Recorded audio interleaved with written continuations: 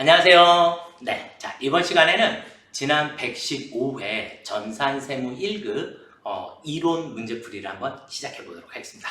네, 바로 출발해 보겠습니다.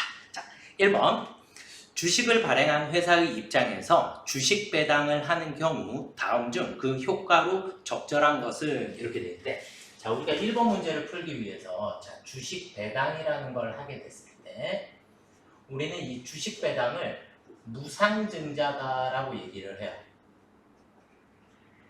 무상증자. 결론은 주식 배당을 하게 되면 우리 회사의 이익의 일부를 주주들한테 주식으로 나눠주는 상태를 얘기를 하는 거고, 이익의 일부를 주식으로 나눠주기 때문에 우리는 잉여금이라는 게 감소를 할 수밖에 없고, 그리고 주식은 발행을 해야 하니까 자본금은 증가를 하게 돼요. 결국 우리 회사 전체 자본은 불변입니다.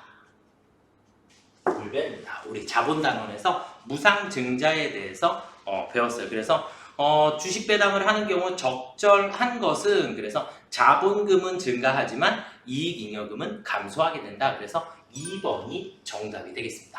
이해가 되실까요? 그래서 주식 배당을 한다라고 하면 무상증자에 해당하는구나. 이걸 여러분들이 머릿속에다가 조금 두셔야겠습니다. 무슨 말인지 이해되시죠? 네, 자 문제 2번으로 넘어가 보겠습니다.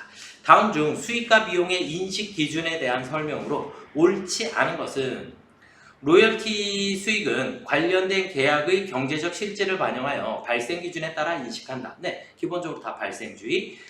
수익은 재화의 판매, 용역의 제공이나 자산의 사용에 대하여 받았거나 또는 받을 대가의 공정가치로 측정한다. 용역 제공 거래에서 이미 발생한 원가와 추가로 발생할 것으로 추정되는 원가의 합계액이 총 수익을 초과하는 경우에 그 초과액과 이미 인식한 이익의 합계액을 전액 당기의 손실로 인식을 하게 됩니다.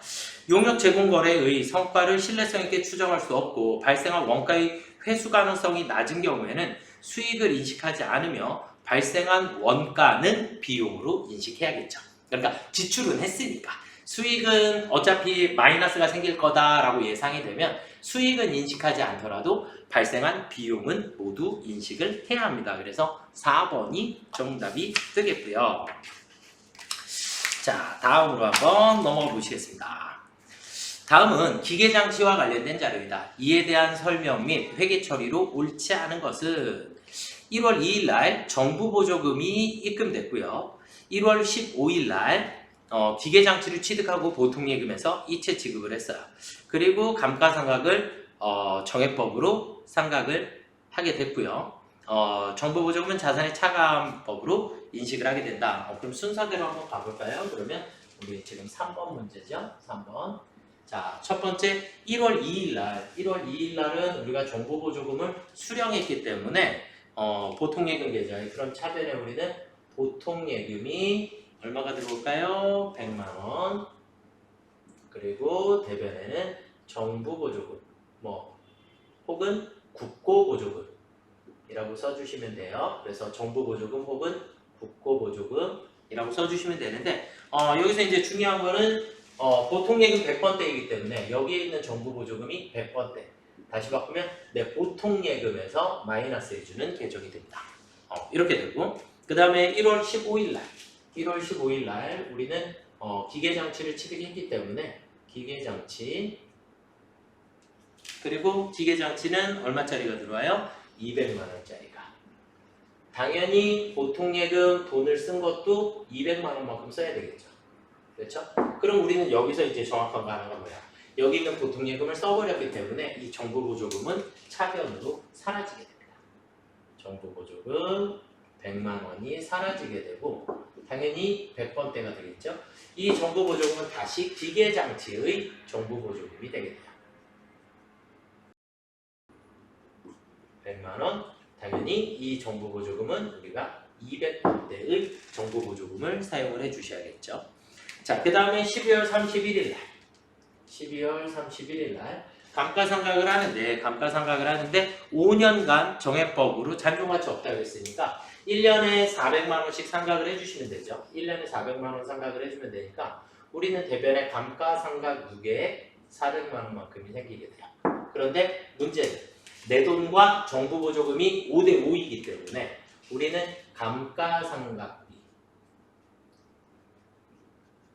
200 그리고 정부 보조금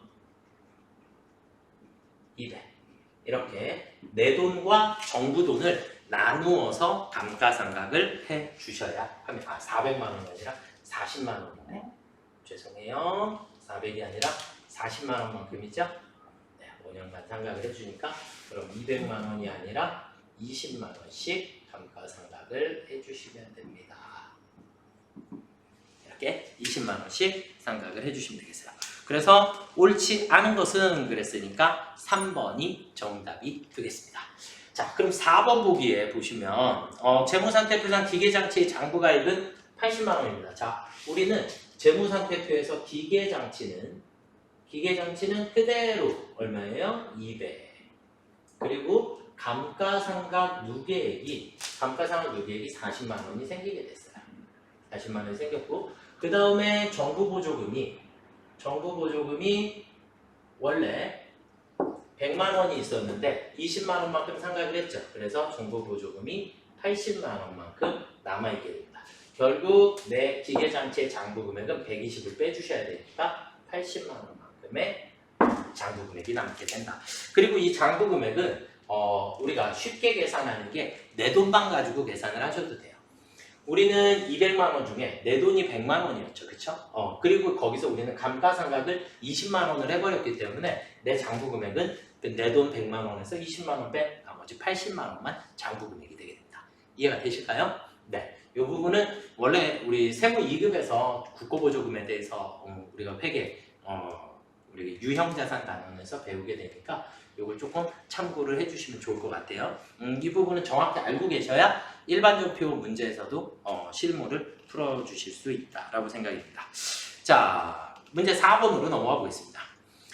다음 중 사채의 발행에 대한 설명으로 옳지 않은 것은 사채를 할인 발행하여 정액법으로 상각하는 경우 매년 할인 발행 차금 상각액은 동일하다. 정액법은 매년 동일한 금액을 상각해주는 방식을 정액법이다라고 하는 거고요. 액면 이자율이 시장 이자율보다 더 크면 내가 이자 많이 줄게 라고 얘기한 거니까 할증 발행하게 됩니다. 시장 이자율이란 유효 이자율로서 사채의 발행 시점에서 발행가액을 계산할 때 할인율로 적용될 수 있다. 네, 발행가액을 결정할 때 우리는 유효 이자율법이라고 하는 것을 사용을 하게 되고요. 사채를 할증 발행하여 유효 이자율법으로 생각하는 경우 매년 사채의 실질 이자는 감소하도록 되어 있죠. 이거는 우리가 이렇게 볼게요. 지금 문제 4번이고요. 할인 발행했을 때 차변의 이자 비용 그리고 대변에 우리가 돈이 나가야지 될 거고요. 그 다음에 사채 할인 발행 차금이 오게 돼요. 그냥 이건 얘를 그림을 세트로 외우셔도 됩니다. 매년 우리가 지급하는 돈은 이자는 액면 이자를 지급을 해야 하기 때문에 동일한 금액의 이자가 지급이 될 거고요. 할인 발행 차금의 상각액은 유효 이자율법을 사용을 하게 되면 매년 증가하도록 되어 있습니다. 결국 차변에 있는 이자 비용은 매년 증가하도록 되어 있습니다. 이건 지금 뭐 했을 때? 할인 발행했을 때. 할증 발행을 했을 때도 똑같이 그려보면 차변에 이자 비용이 오게 되고 얘는 차변에 할증 발행 차금이 오게 돼요. 그리고 대변에 돈이 나가게 됩니다. 돈은 매년 동일한 금액이 정해져 있고 할증 발행 차금의 상각액은 매년 증가하도록 되어 있습니다. 결국 이자 비용의 금액은 점점 줄어들겠죠. 양쪽의 합은 같아야 하기 때문에. 이게 기본 논리예요. 그래서 지금은 사채를 할증 발행했으니까 할증 발행했을 때 우리는 이자 비용이 점점점 어떻게 되더라? 감소되더라 라는 특징을 가지고 있게 됩니다. 이해가 되셨을까요? 네, 자, 그 다음 문제 5번으로 한번 넘어가 보도록 하겠습니다. 문제 5번은 다음 중 이연법인세에 대한 설명으로 옳지 않은 것은 그랬는데 이연법인세가 안 나왔었는데 자 문제 5번에 이연법인세다라고 하는 것은 회계상의 법인세하고 회계상에서 계산한 법인세하고 실질적으로 납부해야 할 법인세하고 비교를 했을 때 우리가 법인 조정이라는 걸 하게 되니까 조정을 하고 난 이후에 우리가 법인세, 실제 납부해야 할 세액이 더 커졌을 때를 의미하는 거예요. 그래서 결국 우리가 법인세 회계 처리를 하게 되면 차변의 법인세 그리고 대변에 우리는 미지급 세금입니다. 이렇게 분개를 하게 되는데 이 미지급 세금의 금액이 더 큰 경우예요. 미지급 세금의 금액이 법인세보다 더 큰 금액이라 우리는 이때 차변에 이연 법인세 자산이다 라고 하는 걸 설정을 하게 됩니다. 그러니까 회계상에 손익계산서 작성했을 때 우리가 나오는 법인세 비용과 실제 납부해야 할 법인세의 차액이 발생하였을 때 얘를 이제 우리가 이연 법인세 자산이다 라고 얘기를 하고 이연 법인세는 회계상의 이익과 세무상의 이익의 차이인 일시적 차이로 인해 발생을 하게 됩니다. 네, 어쨌든 다시 조정이라는 거 우리가 유보 발생, 유보 감소하죠. 그래서 유보 감소되면서 자연스럽게 조정이 다시 될 부분이다. 이렇게 보시면 되겠고 이연법인세 자산은 미래 기간에 과세 소득을 감소시키게 되고요. 왜냐하면 지금 많이 소득이 생긴 걸로 잡히게 되니까. 그래서 우리가 내야 될 세금이 많아졌다는 얘기는 이번 연도에 이익이 더 커졌다 이렇게 보시는 거고 그 커진 효과는 내년도에 가서는 더 작아지는 효과가 생기겠죠. 이렇게 보시면 되겠고 납부해야 할 법인세가 회계상의 법인세 비용을 초과하는 경우 이연법인세 부채를 인식을 한다. 납부해야 할 법인세가 회계상의 법인세를 초과하는 경우 이게 납부해야 될 거. 얘를 회계상의 법인세보다 얘가 더 커졌다라는 얘기예요. 그러니까 여기가 양쪽이 같아야 되니까 그래서 이연 법인세 자산을 인식하도록 되어 있습니다. 그래서 3번이 정답이 되겠고요. 24년에 취득할 유형자산의 감가상각 방법이 회계상 정률법을 적용하고 세무상 정액법을 적용할 경우 24년에 이연법인세 자산으로 인식을 할 수밖에 없겠죠. 왜? 정률법은 원래 커야지 되는데 얘를 작게 잡았으니까. 작게 잡았으니까 내 자산이 더 커졌겠죠? 그렇죠? 내 자산이 더 커지게 되니까 이연법인세 자산이 생길 수 있게 됩니다. 자, 문제 6번으로 넘어가 보도록 하겠습니다. 그래서 정답은 3번이었고요. 자, 다음 중 직접 노무 원가가 포함되는 원가를 올바르게 표시한 것은 이제 우리는 6번 문제를 풀기 위해서 우리는 개별 원가 계산과 종합 원가 계산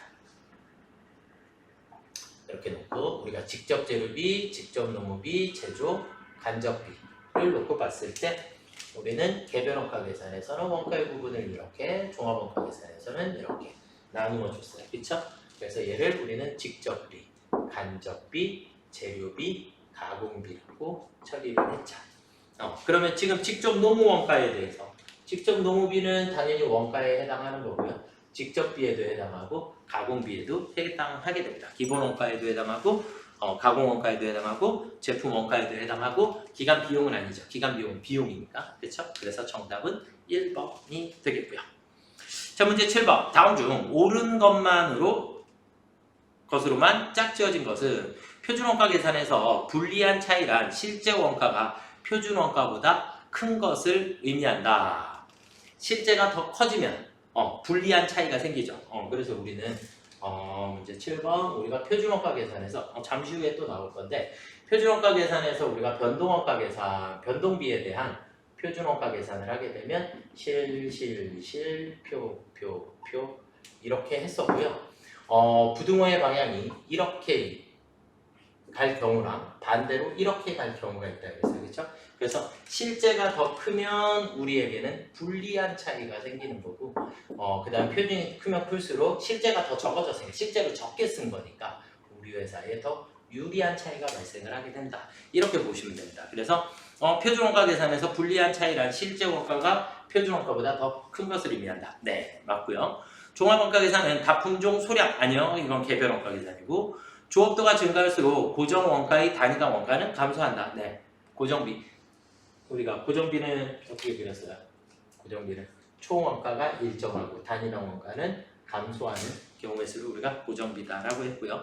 기회 원가는 이미 발생한 과거의 원가로서 의사결정 과정에 영향을 주지 못한다. 4번은 매몰원가에 대한 설명이죠. 그렇죠? 매몰원가에 대한 설명이고 그래서 가다 그러면 2번이 정답이 되겠네요. 네. 자, 그 다음에 문제 8번으로 넘어가 보도록 하겠습니다. 문제 8번. 다음 자료를 이용하여 단기 가공원가 발생액을 계산하면 얼마인가 이렇게 돼 있어요. 그러면 우리는 선입선출법에 의한 종합원가 계산을 도입하여 원가 계산을 하고 있다 그랬으니까 문제 8번은 우리가 선입선출법으로 계산을 할 때 우리가 말성 빼 초 말기 이렇게 계산을 했었어요. 이렇게 계산을 했었고 우리는 기말 수량하고 완성 수량에서 기초 수량을 빼주시고 다시 기말 수량을 더해 주시게 되는데 그러면 우리 분모에서 뭐가 나온다? 분모에서 완성품 환산량이라고 하는 게 나오게 된다. 환산량 그리고 단기 발생 원가를 적어주시게 되면 이 분수에서 우리는 단위당 원가를 계산을 해주실 수 있다. 단가를 계산해 주실 수 있다. 이렇게 보시면 될 것 같고요.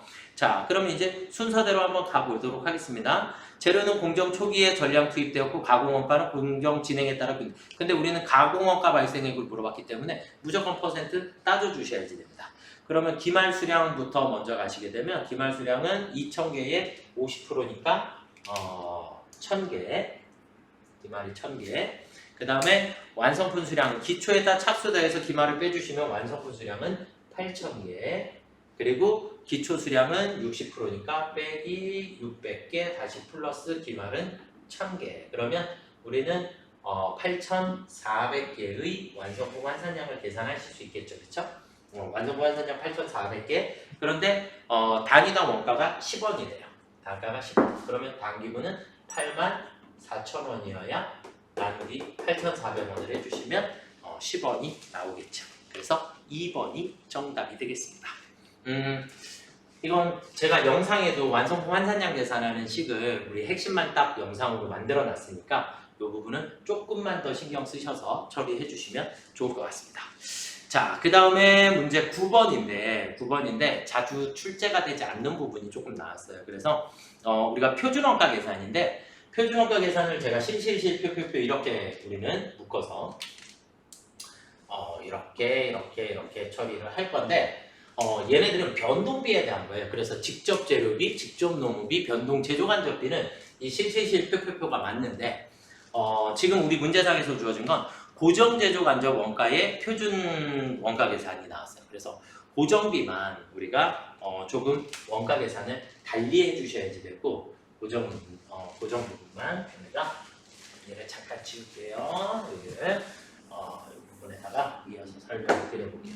그래서 고정 제조간접 원가에 대한 표준 원가 계산을 하게 되면 우리는 앞에 실질, 그래서 얘는 실제 원가 계산이 맞고요. 실제 원가 계산. 그 다음에 실제랑 표준이랑 원래 곱해야 되는데 얘를 우리는 고정비는 예산을 가지고 계산을 하게 됩니다. 예산을 가지고 계산을 하게 되고 그리고 표준 원가 계산이라고 하는 걸 원가 계산을 하게 돼요. 이렇게 세 가지의 특징을 여러분들이 조금 참고를 하셔야 되고 저는 솔직히 얘는 안 외우셔도 될 거다. 그냥 이 부분만 조금 알아두시고 대신에 지금은 문제가 나왔으니까 일단 풀어드릴게요. 자, 그래서 실제 원가는 우리가 문제상에서 문제를 한번 볼게요. 표준 배부율은 월 10,000개의 예산 생산량을 기준 조업도로 하여 계산하며 기준 조업도 수준에서 월 고정 제조간접 원가의 예산은 50만 원이다. 제품 단위당 표준 원가는 50원이며 실제 생산량 및 실제 발생한 고정 제조 원가는 각각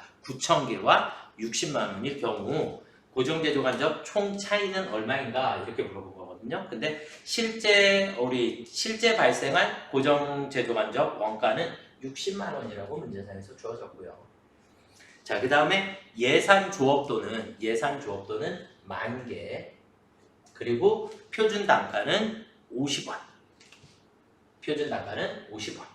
그래서 예산은 우리가 50만 원만큼의 예산이 됐고요. 그 다음에 이제 표준 원가 계산을 할 때 여기에 이제 표준 조업도, 실제 이제 우리가 조업도를 계산을 할 거라 9,000개에 곱하기 표준 원가 50원을 계산을 해주시게 되면 45만 원만큼이 나오게 됩니다. 그러면 우리는 부등호의 방향이 지금 이쪽이 더 크고 이쪽이 더 크니까 둘 다 불리한 차이가 생겼고 10만 원의 불리한 차이와 5만 원의 불리한 차이가 생겼기 때문에 총 15만 원의 불리한 차이가 발생을 하였습니다. 라고 이해를 하시면 좋을 것 같은데 조금 고정제조 간접 부분에 대해서는 조금 어려운 부분들이 있어서 표준 원가 계산에 여기에 우리가 실제로 반영을 해야 한다는 거, 실제 조업도를 반영을 해야 한다는 거 한 가지 특징을 조금 알고 계시면 좋을 것 같아요. 그래서 9번 문제는 우리가 고정제조 간접 원가의 차이를 물어보는 문제는 조금 제가 볼 때는 어려운 문제가 아니었나라고 생각이 듭니다. 첫 문제 10번으로 넘어가 보도록 하겠습니다. 개별원가 계산과 종합원가 계산에 대한 설명으로 옳지 않은 것은 종합원가 계산의 집계는 공정별로 우리가 종합원가 계산 여기서 종합원가 계산은 공정별로 집계가 될 거고 그 다음에 우리 개별원가 계산은 제조 지시서별로 작업원가 지시서별로 우리가 집계가 된다. 개별원가 계산은 대상 총 원가를 총 생산량으로 종합원가 계산에 대한 설명이네요. 2번이 정답이 되겠습니다. 그렇죠? 그래서 총 생산량으로 나눠주는 것, 전체 생산량으로 계산해 주는 것은 우리가 종합원가 계산이다. 이렇게 보시면 되겠고.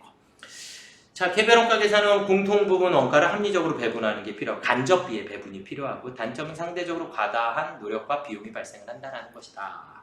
네, 무조건 부등호의 방향은 어떻게 되더라? 개별이 더 크더라. 그러니까 시간과 비용도 개별이 훨씬 더 많이 들고 정확도도 개별이 훨씬 더 높고 이렇게 이해를 하시면 좋을 것 같아요. 자, 11번 다음 중 법인세법상 납세 의무에 대한 설명으로 옳지 않은 것은 영리내국법인은 국내외 모든 소득에 대하여 각 사업연도 소득에 대한 법인세 납세 의무가 있다.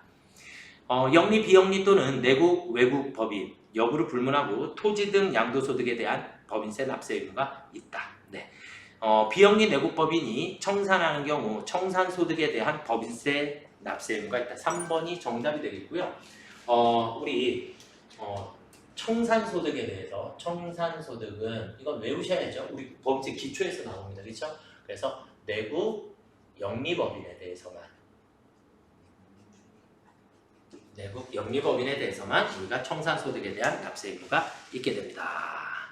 이해가 되셨죠? 네, 그래서 정답은 3번이 되겠고요.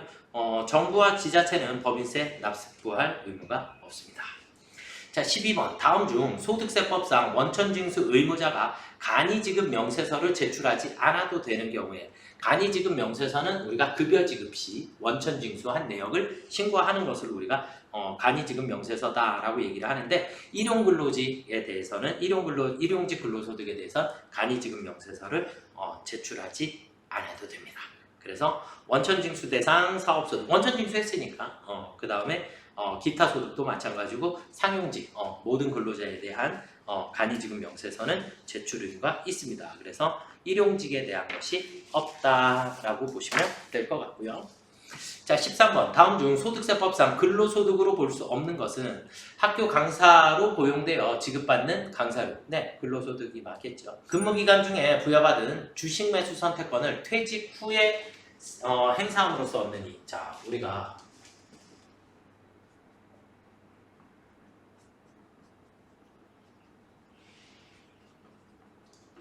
주식 매수 선택권인데 주식 매수 선택권이 우리가 근무기간 중에 하느냐 행사를 그러니까 다시 바꾸면 내가 우리 회사 자사 주식을 가지고 있는 경우에 자사 주식을 가지고 있는데 근무기간 중에 저 자사 주식 팔게요. 회사에다가 제 거 인수하세요. 이렇게 되는 경우 또 혹은 퇴사 후에 제가 가지고 있는 주식 다시 사주세요 라고 하는 경우 두 가지가 있습니다. 그래서 그걸 이제 우리가 얘를 회사에서 구매해 주세요. 저는 판매하겠습니다. 라고 한 걸 주식 매수 선택권의 행사다라고 얘기해요. 행사한다. 행위를 한다. 저 이거 매수 선택권에 행사한다. 라고 표현을 하는데 얘가 이제 두 가지. 근무 중에 하는 경우 그 다음에 퇴사 후에 하는 경우 이렇게 두 가지로 나눠지게 됩니다. 그래서 근무 중에 근로기간 중에 주식 매수 선택권의 행사를 하게 되면 근로소득으로 보게 되고요. 퇴사 후에 선택을 하게 되면 그때는 기타 소득으로 보게 됩니다. 이거는 주식 매수 선택권은 암기를 해두시는 게 좋을 것 같습니다. 근무 중인 종업원, 대학의 교직원 등이 받는 직무발명보상금, 네, 근로소득이 될 수도 있고요. 퇴직함으로써 받는 소득으로서 퇴직소득에 속하지 아니한 퇴직금을 원래 1,000만 원 받아야 되는데 1,500을 받았어. 그래서 원래 내가 받아야 되는 규정보다 더 초과해서 받게 되면 그 부분은 우리가 근로소득으로 보게 됩니다.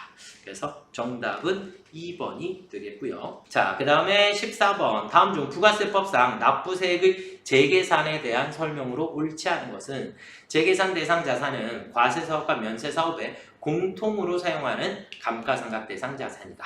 맞죠? 네. 재계산은 해당 과세기간의 면세 비율과 해당 자산의 취득일이 속하는 과세기간의 면세 비율의 차이가 5% 이상인 경우에만 적용한다. 네.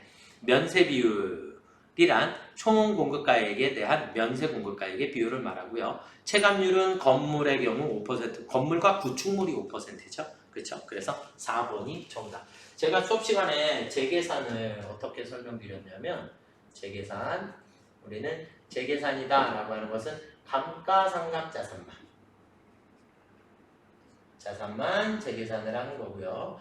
그 다음에 체감률이라고 하는 게 존재를 합니다. 체감률, 우리는 건물과 구축물에 대해서는 5%, 나머지 기타 자산은 25%. 다시 바꾸면 건물과 구축물은 10년 동안 재계산을 해주겠다라는 얘기고, 그 다음 나머지 기타 자산은 2년간 재계산을 해주겠다라는 얘기고, 면세사업의 증감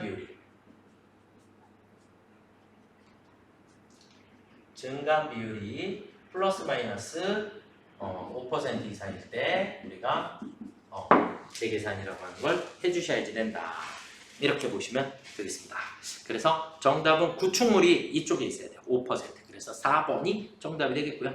다음 중 부가세법상 면세가 적용되는 재화 또는 용역으로 옳지 않은 것은 자동차 운전면허 학원에서 가르치는 교육, 과세죠. 그렇죠? 그러니까 원래 학원은 다 면세인데 자동차 운전면허 학원하고 무도학원하고 이렇게 두 가지만 과세 대상이 됩니다. 그래서 1번이 정답이 되겠습니다. 국가 등 단체에 제공하는 것은 우리가 면세 적용이 되겠고요. 그 다음에 주거용 주택, 그래서 우리가 주택이면 주택 면적이 더 크면 주택으로 봐야 하기 때문에 면세 적용이 됩니다. 상가는 과세고 누가 둘 중에 상가의 면적이 더 크면 과세가 되는 거고 주택의 면적이 더 크면 면세가 되는 겁니다. 아시겠죠? 그 다음에 간병 인적 용역이기 때문에 면세에 해당하게 됩니다. 그래서 정답은 1번이 되겠습니다. 이론 문제가 조금 쉽지는 않았었던 회차였던 것 같아요. 그래서 여러분들이 조금 더 신경 쓰셔서 공부들을 조금 해주셨으면 좋겠고요. 네, 다음 시험에 좋은 결과 있기를 기원하도록 하겠습니다. 수고들 많이 하셨습니다.